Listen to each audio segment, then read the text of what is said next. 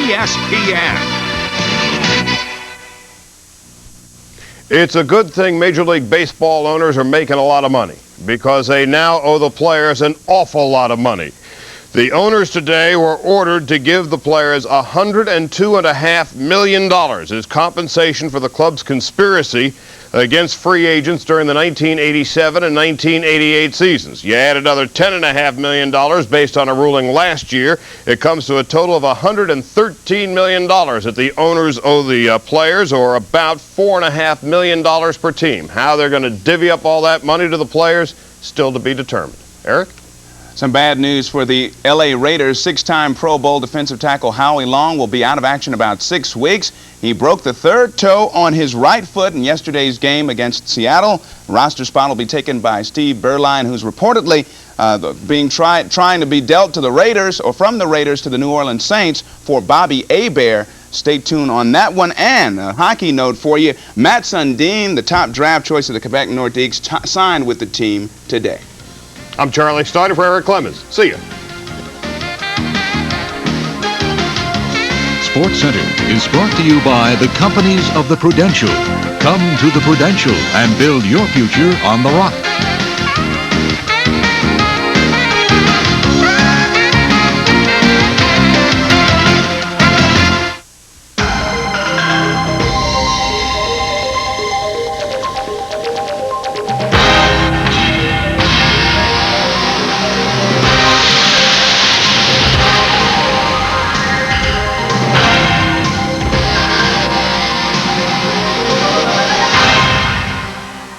Motorweek Illustrated is brought to you by Quaker State. The big Q is one tough motor oil.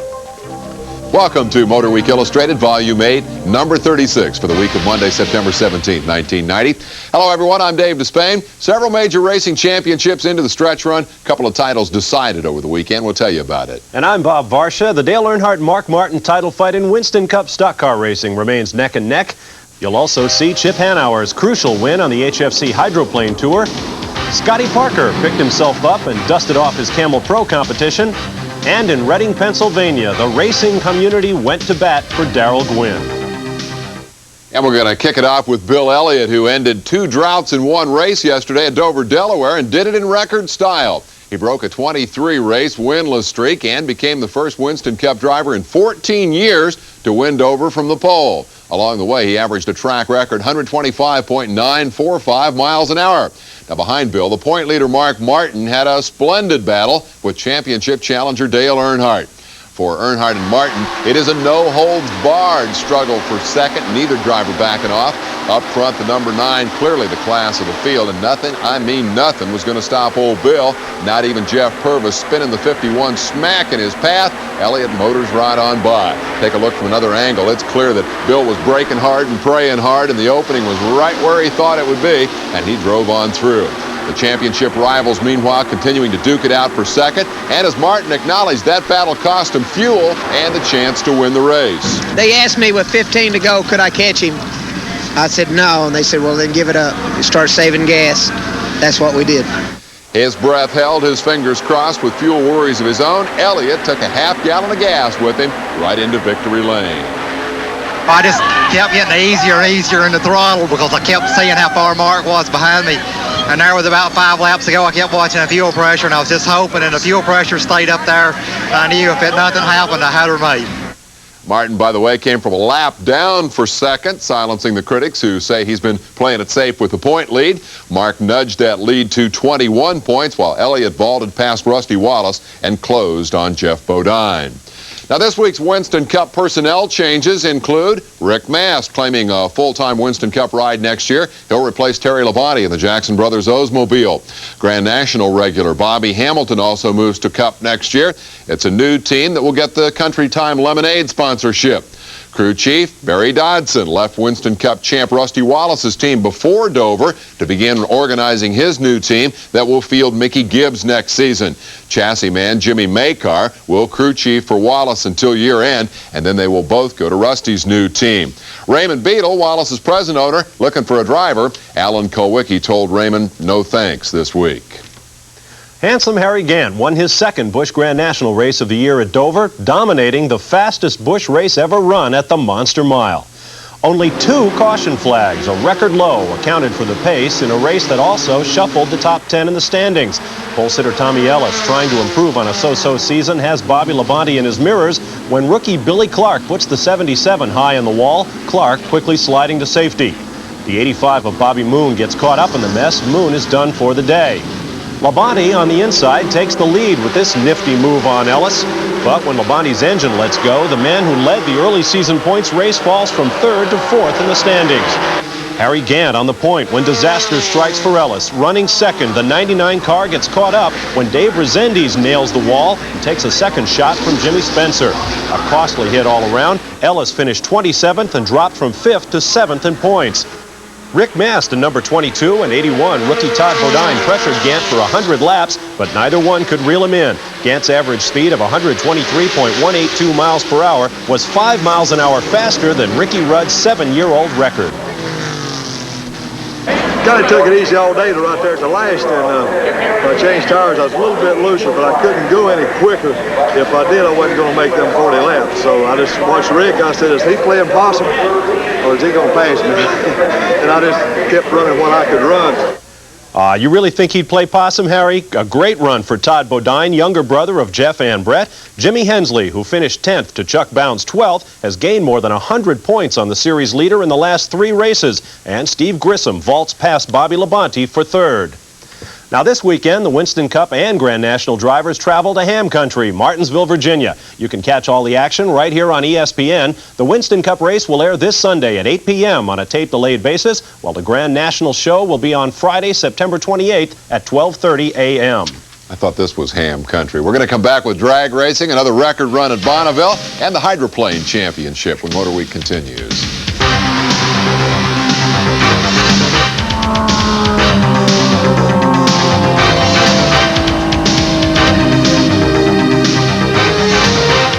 It is one of the most rigorously tested fluids on Earth, relentlessly measured for maximum protection against the friction, the heat, and stress of today's engines. It is today's Quaker State. The Big Q is one tough motor oil.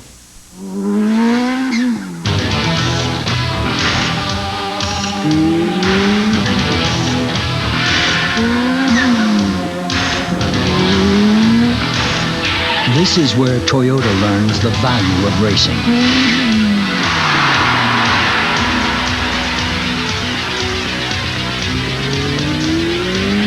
This is where you learn the value of racing.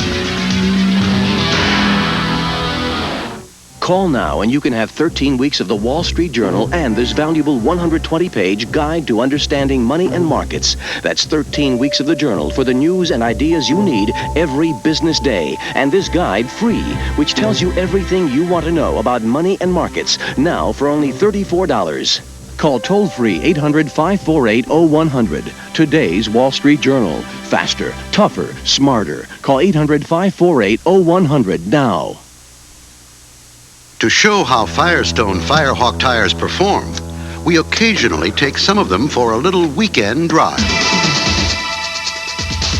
At the toughest tracks across the country, we put our Firestone Firehawk street performance tires, including the same SB radials you can buy, to the test in racing. Over 1 million miles now, and still counting. Firestone, tires that meet the test. Great weekend. Sure went fast.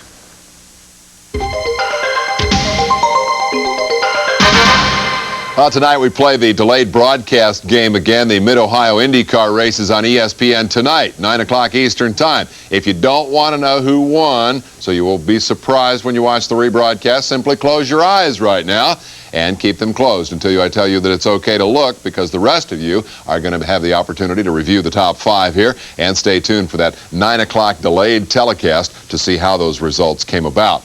Okay, you can open your eyes now to learn that the Detroit Grand Prix is back on the 91 IndyCar schedule. CART and the promoters negotiated a $350,000 fee reduction to bring that race in line with other street race host cities. The negotiations must have been interesting. The new CART chairman, William Stokan, a proponent of the Detroit race, told the Detroit Free Press after the announcement of the agreement that the CART board of directors made him feel, quote, as if they hired an architect but are only allowing me to clean the toilets, unquote.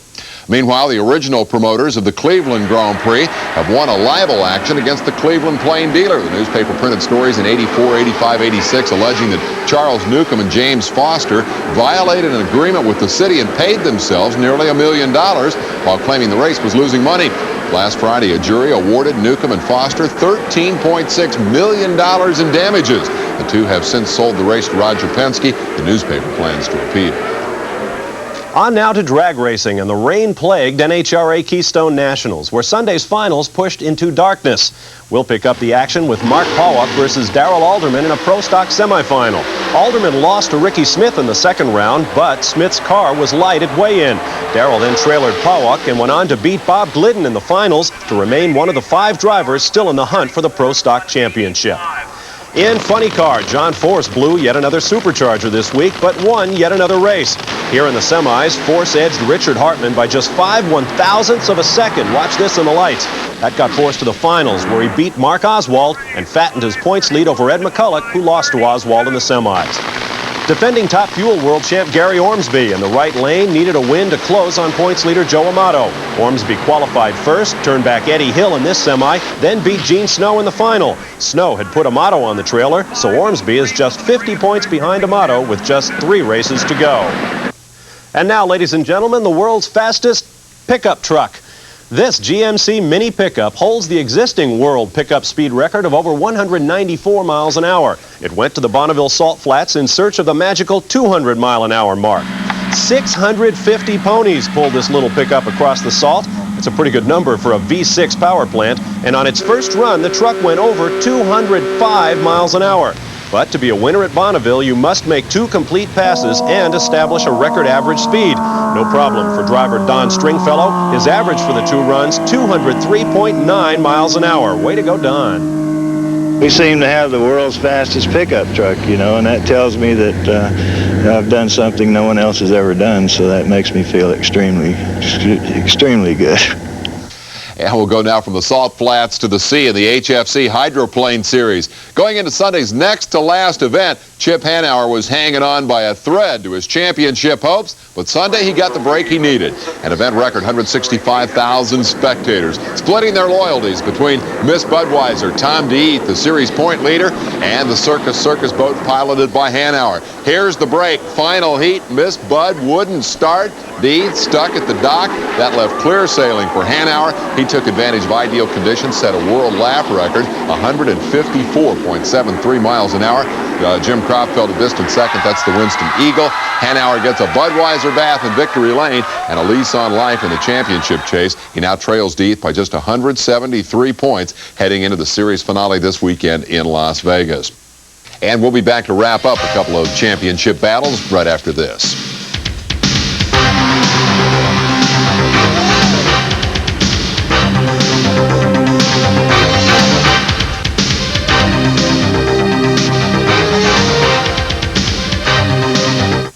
This car has independent double wishbone suspension, so you can take a curve.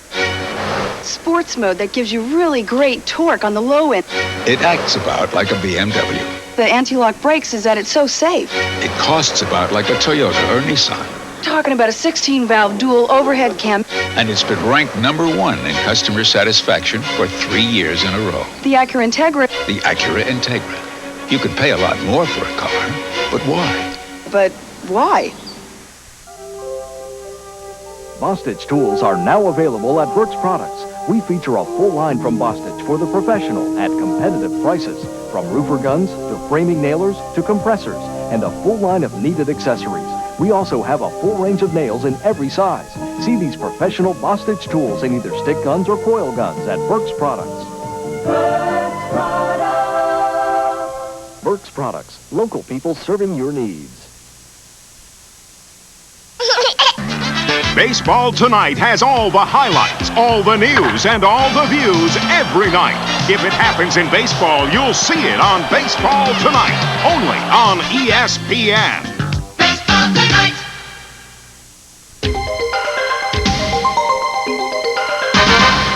The Trans Am Series championship was wrapped up over the weekend at the Mid-Ohio Sports Car Course. Tom Kendall scored a runner-up finish in the race. That was more than enough to lock up the title ahead of runner-up Darren Brassfield. Brassfield in the red number 5 started on the pole, spent the first 8 laps with the number 1 of Dorsey Schrader breathing down his neck. Now, Schrader took the lead from Brassfield with a nice move under braking coming up on the inside of turn 7. Now we go to the nice how-to and how-not-to comparison in that same corner. Lou Rettenmeyer tried the same passing maneuver as Schrader. The car goes airborne over the curb, through the grass, across the sand trap, and into the tires. Quite a spectacular smash-up. Rettenmeyer walked away unhurt. Same turn, mirror image of Schrader's move. This time it's Brassfield with a payback. He retakes the lead, pulls away from the pack. That left Schrader caught up in traffic with the number 01 of Kendall on his bumper. Schrader muscles Phil Curran out of his way, but loses enough speed to open the door just a little for Kendall. Tom completes the pass, takes over second spot. That's good enough for the championship. Granted, there are still a few obstacles to be dodged en route to the title. He held on, locked up the crown. Brassfield did everything he could. He went out, won the thing. Gentilozzi, Jones, and Baldwin rounding out the top 5. There was another title clinch at Mid-Ohio, this one in the American Racing Series. Paul Tracy, the spectacular young Canadian, claimed his 8th win in 11 starts this year. It's news when this guy doesn't win. He'll be here at Motorweek for a visit next week. In the meantime, congratulations to the new champ. Now let's check out the key moment in the Pro Sports 2000 race at Mid-Ohio. Defending series champ John Fergus, third in line, tries to lap Jim Kelly. They touch, Kelly spins, and Jay Hill slips by to take the lead. Hill is the series points leader, and that's his 3rd victory of the year. Elsewhere, Tony Turco took himself out of the lead in the American IndyCar Tour stop at East St. Louis, Illinois.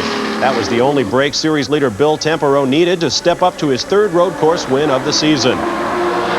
In Pocono, Pennsylvania, Mechanical Mayhem turned 58 laps of the 40th annual Race of Champions from green to yellow. The finish came down to a 6-lap passing fancy. Defending Winston Modified Tour champ Mike Stefanik getting in the last lick against points leader Jamie Tomeno to score his first win in the Late Summer Classic. Tomeno finished second for a record 4th time and saw his series lead over Stefanik narrowed to just 150 points. It was a big weekend for NASCAR Dash driver Robert Huffman. He won his 4th race of the year at Hampton, Virginia, and thus sewed up the series Rookie of the Year honors as well.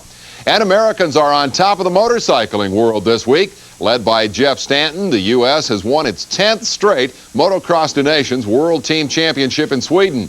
And young John Kosinski is the 250cc World Road Racing Champion. The Kenny Roberts protege from Arkansas blitzed to victory in the season-ending Australian Grand Prix. He thus edged the Spaniard Carlos Carduz for the title. On to a remarkable comeback story in Camel Pro motorcycle racing. San Jose, California yesterday. A big crash for national champ and series point leader Scott Parker. He collided with Ricky Graham. We'll give you another look at this. Parker up quickly, but Graham suffered a broken arm, and Parker's bike took a beating. Down Ricky was, and I was right there and smacked Ricky in the bike, and over the handlebars they went. Hurt? I scraped my arm and my knuckles a little bit sore on my leg, but the bike took the worst. Now talk about sportsmanship. At the back of the bike, right center of your screen, Kenny Tolbert, mechanic for Chris Carr, the guy who's trying to beat Parker for the championship. Scotty's dad, a retired Flint, Michigan fireman, collects the broken pieces as Parker's team works a miracle, gets the bike repaired a matter of seconds before the restart. Well, by now you may be anticipating the Cinderella outcome of the story. Less than 10 minutes after he hit the dirt at 100 miles an hour, Parker, back in the battle, roared into the lead and won a record 4th straight San Jose mile. He adds 4 precious points to his lead over Carr with just 2 races to go. Chris settled for second yesterday. A dad who built Scotty's first race bike at the family garage in Flint 20 years ago got the victory ride. Watch what happens here. Never in his career has Parker worked harder for a checkered flag, and this one blew right off the stick and left Papa Dave with nothing to wave. A lot went wrong for Parker this day, but the most important things went just right. Camel Pro Series champ, Motorweek Illustrated Racer of the Week, Scotty Parker. Now, the unsung hero of this story got to be Bill Warner, Scotty's mechanic, who had just 8 minutes to change a lot of broken parts. The exhaust pipes, the handlebars, steering dampener, rear wheel, and shock absorber and seat. Other than that, it was in great shape, right? Perfect, other than that. Yeah, actually, it wasn't quite perfect. The punchline here is that Parker rode to victory with a rather badly bent frame as well. Didn't discover that until he got out onto the racetrack. Thing didn't exactly handle. Mom gets the kiss. Parker gets one of the great wins of his career. We'll have dirt track news, the fan cam, and a wild round of indoor stadium racing right after this.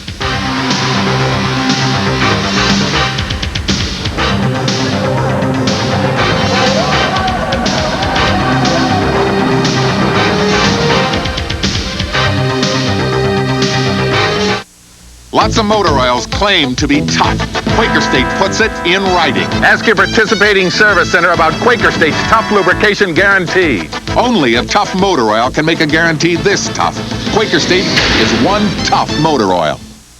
Daihatsu owners talk about Daihatsu from Japan. When you can recommend a car to your best friend, you are driving the right car. We're talking about style and performance. Japanese quality I can afford. You get the same quality in Rocky, the wide track 4x4 by Daihatsu. That zippy four-cylinder fuel-injected engine really gets it around. And Rocky has the widest wheel track in its class. Today, there's a Daihatsu that's just right for you. Daihatsu, one of the most respected names in Japan for over 80 years. Lies beget lies. God, you sound like Mother. Well, she happens to be right. Lying is a vicious circle, and there's no way out except to tell the truth. It's not so easy this time, Maureen. If I tell you, it's just gonna make you mad. 1 out of every 5 people who try cocaine get hooked. But that's not your problem. Or is it? 8th running of the Hut 100 got off to a dusty start in Terre Haute, Indiana. The Dust Bowl of the 1930s revisited as the USAC midgets kicked up enough dirt to block the sun. Consolation had to be red flagged to give officials a chance to settle the dust, so to speak, and they've got the hardware to do it up there. The logical approach was to turn the dust to mud, and with the help of a setting sun, that moisture stayed around for the entire 100-lap feature. That moved the groove up to the high side of the racetrack. Point leader Jeff Gordon had no difficulty negotiating the good line or the blinding sunset to rack up another USAC midget victory and solidify his point lead over Mike Stryker. Steve Kinzer, meanwhile, remains the king of the Chico Gold Cup. That's the big World of Outlaw sprint car race in Northern California. Steve won it again Saturday night. That's his 8th Gold Cup victory in 13 tries. In off-road racing, Ivan Stewart last week won the Nevada 500, one of the sport's longest and toughest races. As Jerry Garrett reports, this week the Ironman won another rough one, this time indoors. Stadium off-road racing already has quite a reputation as a rough and tumble sport. But Saturday's stop in Las Vegas set some kind of new standard for mayhem. That's Roger Mears Sr. getting hung up on the wall. That proved to be a pretty dangerous place to be sitting, as Ivan Stewart found out right away when he almost plowed into Roger head on. Now, while Roger Sr. was hung up on that barrier, son Roger Jr. was leading the race and trying to hold off Danny Thompson. That's when Dad came into play again. Believe it or not, Roger Jr. was able to continue on. Danny Thompson, though, dropped out. Now, later in the same race, Ivan Stewart trying to chase down Glenn Harris, who is leading, and he too goes over. Now, not to be outdone by his teammate, Jeff Huber decides he'll dump it too. Last lap, 3 trucks going for second place behind leader Glenn Harris, who's heading towards the checkered flag. Ivan Stewart on the inside, Walker Evans in the middle, and Roger Mears on the outside. Walker Evans goes over. Roger Mears Jr. drags him across the finish line, and he lands there for 4th place. Winner Glenn Harris was so shaken up, he couldn't even find Victory Circle. Now, by comparison to that heat race, the feature race was almost anticlimactic. Once Ivan Stewart bulldozed his way past leader Glenn Harris, that was pretty much it. Stewart's victory gives him a big lead in the season points championship. Reporting from Las Vegas at another bruising stadium off-road race, this is Jerry Garrett. Now compare that, if you will, with this week's fan cam, courtesy of David Behar, who shot the organized mayhem at the Kitsap County Fairgrounds near Bremerton, Washington. Maybe there's a little Joey Chitwood or Hal Needham in all of us. Certainly these amateur stunt drivers approach the business of cheap thrills with boundless enthusiasm. Most of them got the technique down fairly quickly. Ivan Stewart would be proud. It did take this guy 2 tries to figure out which wheels were actually supposed to hit the ramp. The second time he got it just right, to the enthusiastic satisfaction of the crowd, and jumped out to celebrate. Why quit when you're on a roll, right? Congratulations, and a fan cam jacket to David Behar. If you'd like a jacket of your own, send us your favorite racing home video. Motorweek Illustrated Fan Cam, 1281 Fowler Street Northwest, Atlanta, Georgia, 30318. Be sure to enclose details of the footage and your address, and don't forget your jacket size. And we'll be back with a Motorsports All-Star softball game right after this.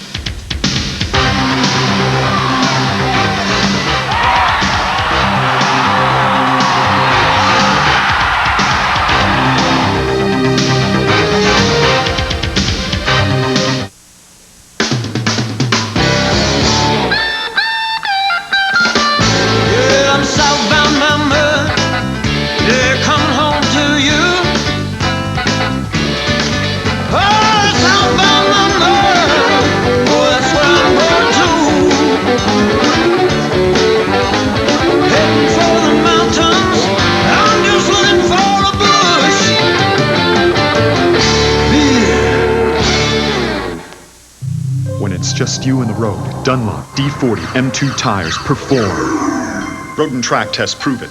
You can read about it here, or I can show you. Dunlop really performs. In road and track's dry braking and wet braking tests, Dunlop finished first.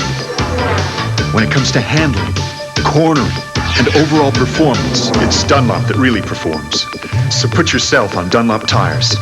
Dunlop outperforms. Racing's hottest driver shows no sign of cooling down. Al Unser Jr. takes on one of the circuit's most challenging courses at the Red Roof Inn's 200. Monday night at 9 Eastern on ESPN. When a racer is hurt, fans and fellow competitors are quick to offer help. Fundraisers for sprint car racer Brad Doty have raised thousands of dollars the last couple of years. An auction and hat pass at San Jose Sunday raised nearly $15,000 for bike racer Steve Eklund. But the fundraiser to top all fundraisers took place in Reading, Pennsylvania last Thursday night. Chris Economaki was there. Fans began arriving at Reading's Municipal Stadium 6 hours before gates opened for the Darrell Gwynn Benefit Softball Challenge last Thursday night. It was an indication of the support this young man has received throughout the racing community since he was paralyzed on Easter Sunday this year. In this unprecedented fundraiser, NASCAR stock car drivers teamed up against NHRA's pro drag racers to raise money for Gwynn's medical expenses, which will run into the millions of dollars. The decision to help was easy. He was just at my shop a week before that happened, sitting in the car talking, and said he was going to come to the races with us, and that happened. I felt terrible for him, and I'd do anything for any other driver that got themselves in this position. I knew I didn't have any enemies, but I didn't realize I had this many friends, and I wouldn't trade a thing in the world for the past couple months, the good things that have happened to me. You know, one sentence you say I'm unlucky, and the next minute I'm really lucky to have this many friends and to be surrounded by this many celebrities at one particular place, and I'd like everybody to know that I would do it for them. After a short batting and fielding practice, it was obvious both sides wanted to win. It was a clear case of big league jitters. We got here and they're a little bigger than we thought they were, so it's going to be a tough game. We watched them practice out there, and they're a little better than we anticipated, to be honest with you. I think they got the deck stacked. I've been watching. I think they got some pro ball players they're bringing in on us, I believe. Then there was usual pregame hype as well. I went over there to introduce them to myself to all those guys, and I'm sure they don't know me. But when I was shaking hands, they all look at you like you're supposed to know them, and I told them their TV coverage must be weak because I don't recognize none of them. I saw one guy in a Goodyear commercial. Well, they look pretty strong, but I feel like we've got the youth to beat them. They say we're going to only go a quarter mile and run out of gas, but we'll see who has the gas in the end. Like any other softball game, there were plenty of heroes on both sides. NASCAR's Brett Bodine, the most valuable player. Mike Waltrip with a booming grand slam shot over the fence, and some great catching by former baseball star Derek Cope. On the NHRA side, ex-NFL quarterback Dan Pastorini proved he could hit a ball as far as he could throw one. John Force showed he could hit as well as take a hit. That's Chad Little running him down.